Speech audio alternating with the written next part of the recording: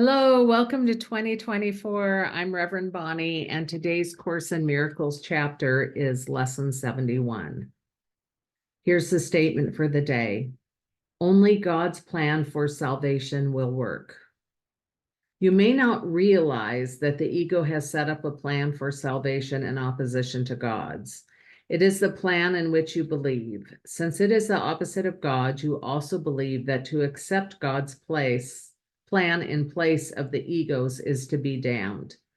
This sounds preposterous, of course, yet after we've considered just what the ego's plan is, perhaps you will realize that however preposterous it may be, you do believe in it.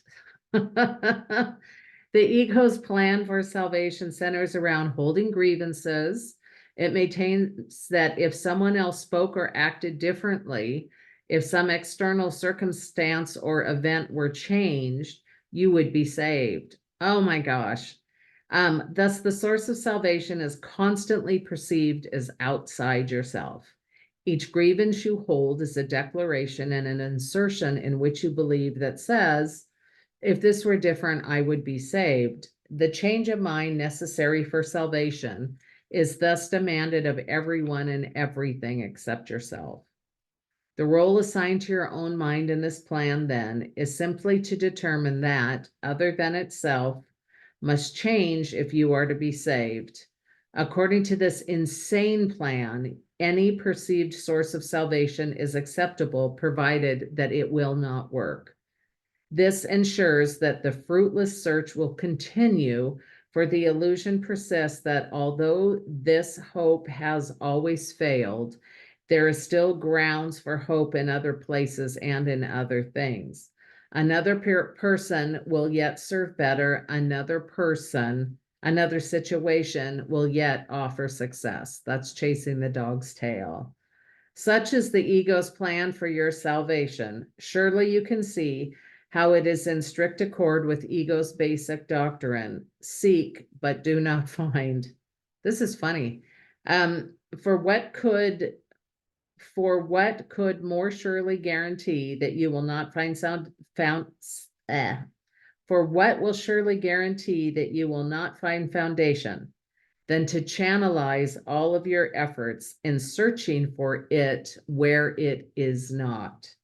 God's plan for salvation works simply because by following God's direction, you seek where salvation is.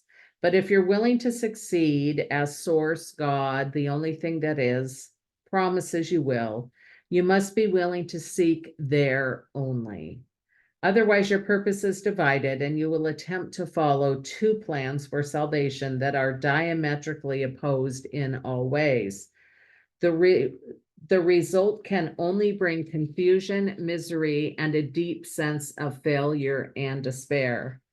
How could you escape all this? Very simply, the idea for today is the answer. Only God's plan for salvation will work.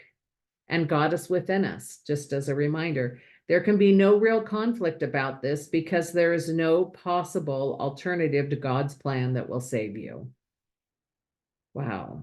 His is the only plan that is certain in its outcome. His is the only plan that must succeed. Let us practice recognizing this certainty today, and let us rejoice that there is an answer to what seems to be a conflict with no resolution possible. All things are possible to God. Salvation must be yours because of his plan, which cannot fail. Begin the 2 longer practice periods for today by thinking about today's idea and realizing that it contains 2 parts, each making equal contributions to the whole. God's plan for your salvation will work and other plans will not. Do not allow yourself to become depressed or angry at the second part. It is inherent in the first.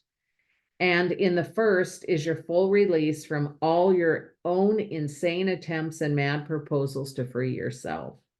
They've led to depression and anger, but God's plan will succeed. It will lead to release and joy.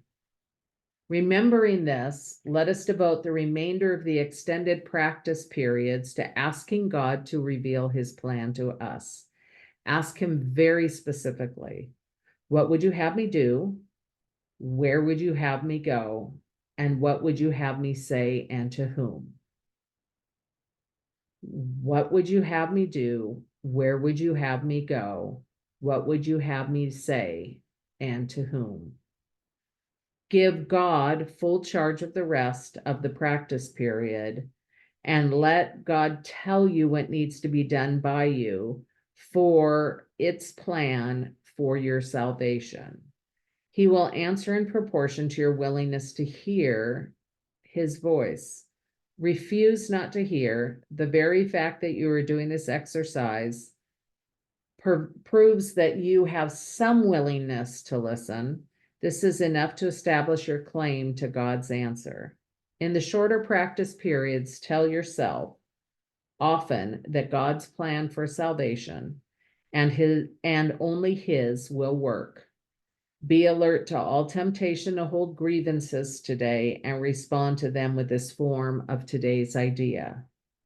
Holding grievances is the opposite of God's plan for salvation, and only God's plan will work. Try to remember today's idea some 6 or 7 times an hour. There could be no better way to spend a half an hour or less than to remember the source of your salvation and to see it where it is. How lovely. Oh, that's so good. Today was so good. I hope you enjoyed it, and I'll see you tomorrow.